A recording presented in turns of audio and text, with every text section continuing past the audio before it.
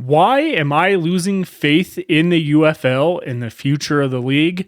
Well, we are only supposedly less than 8 days away from the reveal of the 8 teams and locations that will play in the UFL for the third season in just under 2.5 years of the league even existing. And quite frankly, the problem is, as a fan, and as someone who has covered spring football for well over about 4 years and followed it since I was a kid, I have never had so much loss in faith in this league, their ownership, and quite frankly, what they are presenting to us. And I struggle with not necessarily recording videos or whatnot, but it's been 21 days since I last recorded a video when I was in Las Vegas. There was some news coming out of when we'd hear about the league, which is October 8th, next Thursday, and what is happening in 2026. Well, as time continued to go on, week in and week out, there was just nothing happening. Now, of course, in a separate video that will come out tomorrow, we will be talking about free agency, which has officially opened for the UFL, where players that have been with teams longer than 2 years will now be able to sign with other teams. We'll have a full breakdown of that. That's a little bit of old news. I just did not have the capability of recording or whatnot. But we'll focus on that. So that'll be a video for tomorrow, but let's get back to why I am losing faith in this league and quite frankly, losing faith in the 2026 season.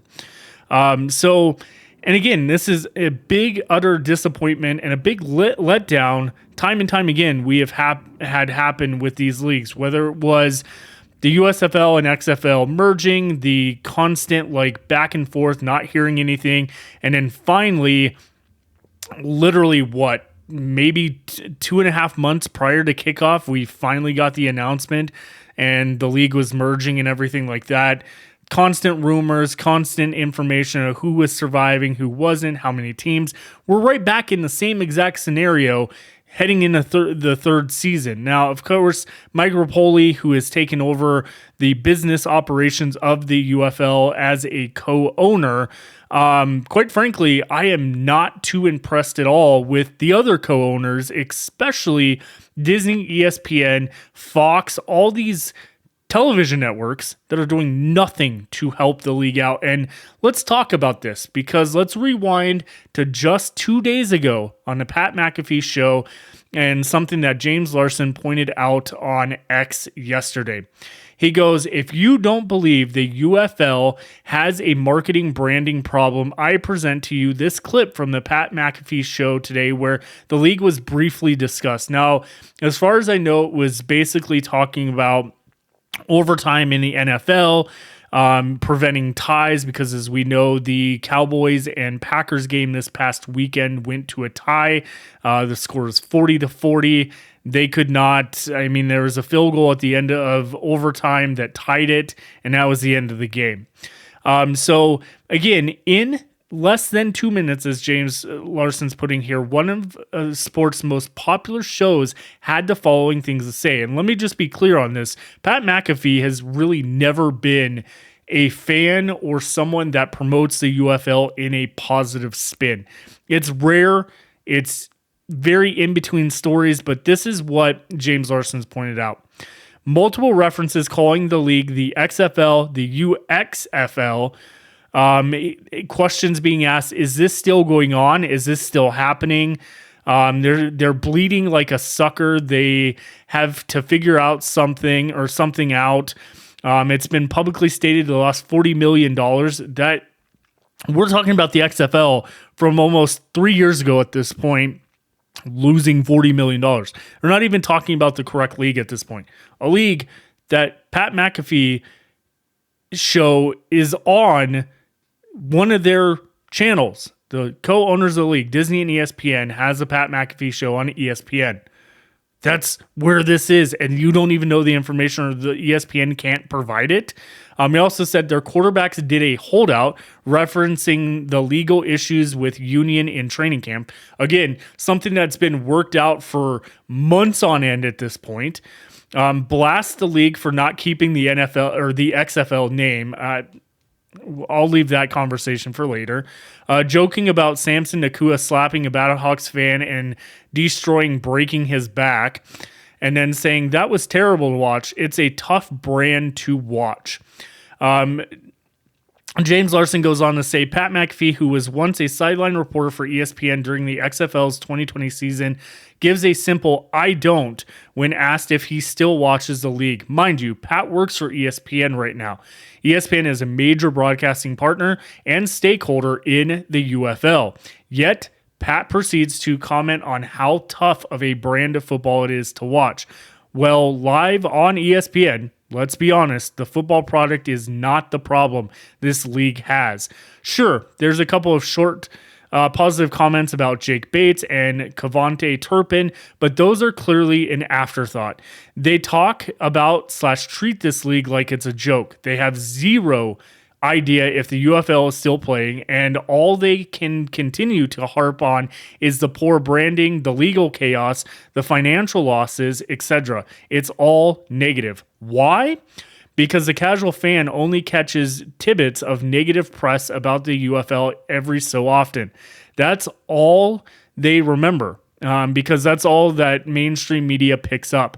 That's why this short bit on McAfee's show is so negative.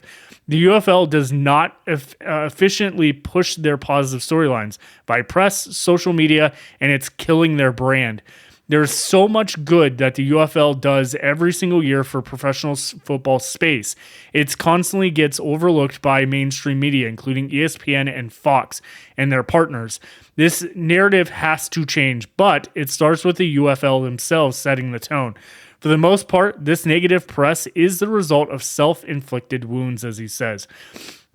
And again, after reading all this and then seeing the new co-owner of the league actually basically retweeting, or whatever you want to call it nowadays, and responding to James Larson's post, Mike Rapoli stated this, and this is where I start to lose faith ever so much in this league and Mike Rapoli and the league itself, because again, we go back, July 31st was when that was announced, that Mike Rapoli and company was taking over the business side of the league and basically like now becoming co-owners of this league.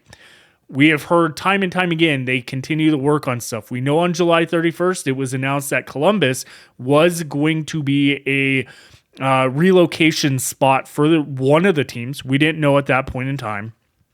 And we'll get more into that. But this statement from Mike Rapoli kind of has me a little worried, and I'll comment why. So he says, we at the United Football League, at the UFL, know we haven't done enough with marketing, branding, and the fan experience to truly showcase our talented players, coaches, and the high-quality football we bring to the field.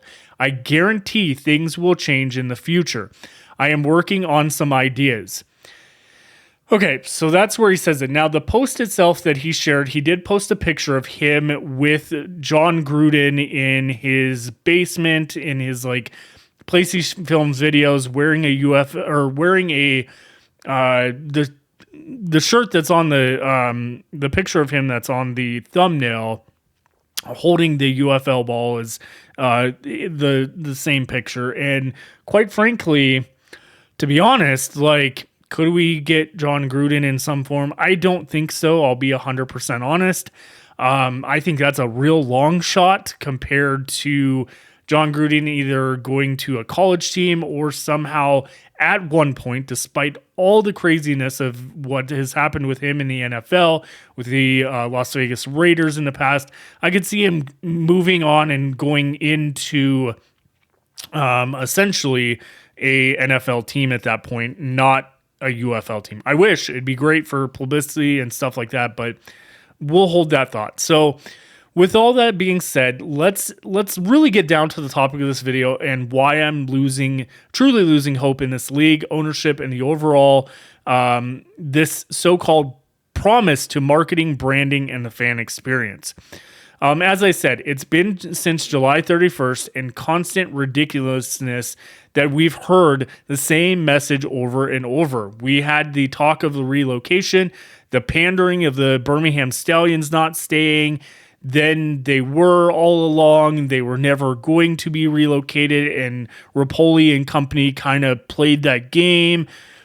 I think that overall it's a bad look on the league. And I think I referenced a video not too long ago where someone was asking, does people think that all this like relocation talk that leaked out, that again, since James Larson has kind of talked about, from UFL News Hub and stuff like that, this message is all negative. It consistently is a negative approach, a negative tone.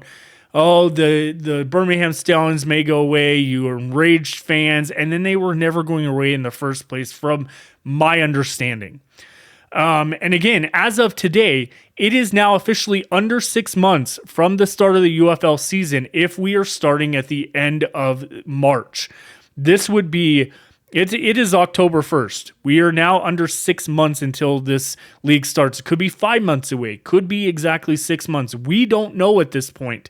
And this is where I'm a little worried in this. So we continue to be in the same scenario year after year after year.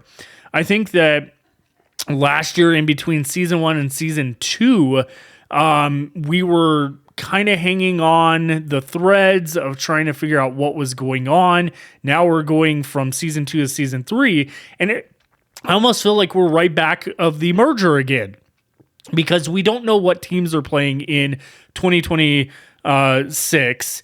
We assume that it's the Birmingham Stallions, the Houston Roughnecks, St. Louis Battlehawks, San Antonio Brahmas, Arlington Renegades, the DC Defenders, and then we have, and Columbus, and then we just have like this constant thing. We don't know what's happened with Michigan. We assume Memphis is gone. Will they move to Columbus or that staff or whatnot? We've heard nothing. With today being October 1st and free agency opening, you would at least think there would be some kind of information going out. There is nothing.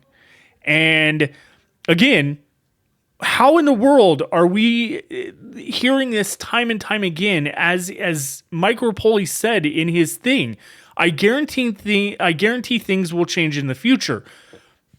Excuse me. What do you mean in the future? The future is now. The league is on its last, in my opinion. I think what Mike Mitchell said about a year ago about the league had to get through year 2 and it could be the last year for them if they didn't do something. I truly think year 3 is one of those years. I don't care what Mike Rapoli says. I find it just odd that we continue to hear, we know we haven't done enough with marketing. We know we haven't done enough with branding and fan experience to really showcase the league, as he put it. And the fact that he's like, I guarantee things will change in the future. I'm working on some ideas. What ideas? We're heading into an unknown territory of this league of not really knowing what the future holds. And I hope by next Thursday we hear something, because again, if we continue to get this pushed out again, I have some strong belief. I will put it this way. If there is another delay and we do not get the 8 teams that are playing, the cities and everything, by next week, and it gets pushed back again by another message of Rapoli or whatever, I quite frankly think that we may not get a 2026 season, and that they put the league on hold until 2027 to really like refocus the league. Just my thought basis on that, and that's a little stretch, but that's my thought. If we continue to delay the inedible at this point of what is happening with this league, what teams are playing, we know a majority of them we know is guaranteed, but we still have 2 teams that really have no information or we're technically almost 3, and we have nothing at that. But again, the future statement again worries me. It's been exactly 2 months since he was announced as co-owner and his business was given the business operations. And the only thing we truly have is we know Columbus is a location, as I said earlier, and that the Birmingham Stallions and most likely the Roughnecks are staying based on the job listings. Outside of that, we have nothing. We honestly don't even have confirmation that the San Antonio Brahmas are still being in this league. We have no confirmation that Arlington Renegades are staying the Arlington Renegades. We don't know where they're playing. We don't know if they're staying at Choctaw or moving over the Toyota, which was rumored at one point. We also heard they were rumored to be called the Texas Renegades. Again, there's so much going on with the league at this point that there's a lot of unanswered questions, and we continue to be in the same space every year after another. And quite frankly, again, we have nothing. There has been outside of that, we have not had a bit or lick, in my opinion, a lick of marketing in Columbus. We've had opportunities, Fox covering the Ohio State Buckeyes, not a mention of the Columbus UFL team. Nothing. Not a zip, nothing. I would hope that if the Michigan Panthers are staying, that when the Ohio State-Michigan game happens, that they promote the league. But I highly doubt it. I'm just going to throw it out there. I do not think that's going to happen at all. I just don't. I don't see it happening because nothing is showing me. They have not proved to me that anything is happening. There's no action. It is all talk at this point. And again, it goes back to it's hard to be a huge fan of a league that has dropped the ball in every shape and form that is possible at this point. Most major news and sports outlets and fans think the league is a joke and can't even remember the name of the league, with many either calling it the XFL, the USFL, but never the UFL. Any conversations I've had with people, whether it was in Las Vegas at a sports shop or Lids store or anything where I'm wearing gear, they continue to say it's either XFL or USFL. No one mentions the United Football League or the UFL. And quite frankly, my oldest daughter in high school started at a new school this week and has been wearing my Alex Magoo, the remix jersey, the Black Stallions jersey, and people have been commenting, oh, that's a really nice USFL jersey. I can't wait till the USFL plays in 2026. That's my point. They don't understand the concept. Like, no one grasps that this is the UFL, the United Football League. It's either XFL or USFL. And quite frankly, I've heard more people actually commenting on USFL lately with like USFL merch that I've wore or like USFL teams, that people are identifying it right away. And then, of course, like any other teams I wear, it's usually XFL, but never UFL. Even though there's the UFL logo on the jersey, it says UFL, nothing. It's hilarious.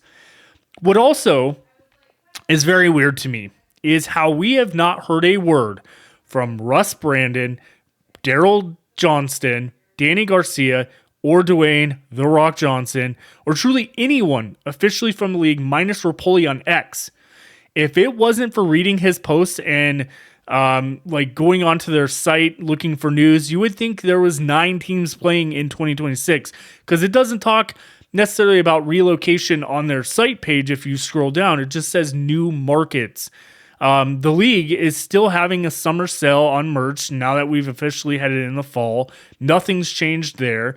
They have updated the site with random NFL tidbits with former UFL players playing, signings for the NFL, things like that, the normal, but there's nothing about the future of the league. There's nothing about the 2026 season.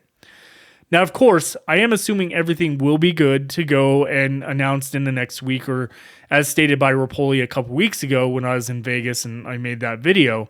But I would truly say this. There's a lot to doubt. There's a lot of doubt that I have going on with it. And going through the fact of really thinking and believing that this is actually going to happen is two different things at this point.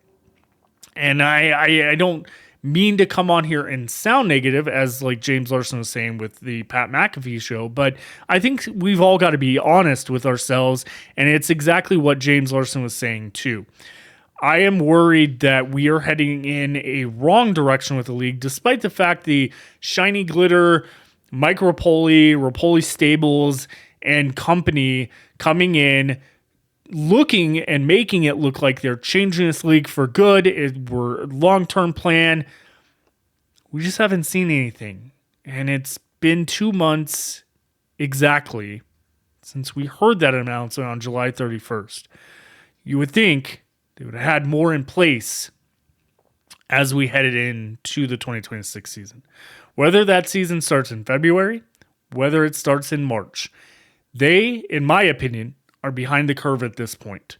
I don't know how selling season tickets or anything like that, and I think my screen may have just froze for a second. I apologize. But anyways, I'll keep talking here. So I just don't understand how we can come to a conclusion that the league itself is in the right position to be successful unless they take a complete 180 at this point and change things around in the next week. I truly think if we do not start heading on the right track, we are going to continue to have the same approach year after year, and everything is going to be last minute, and they're going to wonder why. Continue, the ratings go down, the attendance goes down, and the viewership and like just the overall fan base continues to dwell and just fade away. Because I'm telling you, that is what's going to happen if this league does not change their approach. It's got to happen. And it's sad to see that it's been we're heading into the third season, and we are nowhere different than we have been for the past, technically speaking, 5 seasons of spring football going back to 2022. It is pathetic. Let me know in the comments what you think. I'll be talking tomorrow all about the free agency. Who is up? Who's signing? We'll talk all about that as we patiently wait for something from the league themselves. We'll see you back here on the flip side. Make sure you hit that subscribe button below. Hit the like button. Let's get to 1,000 subscribers. Once we hit that, I will be giving away season tickets to the 2026 season. Of course, if it happens. But we'll see you on the flip side. Have a great one, everyone.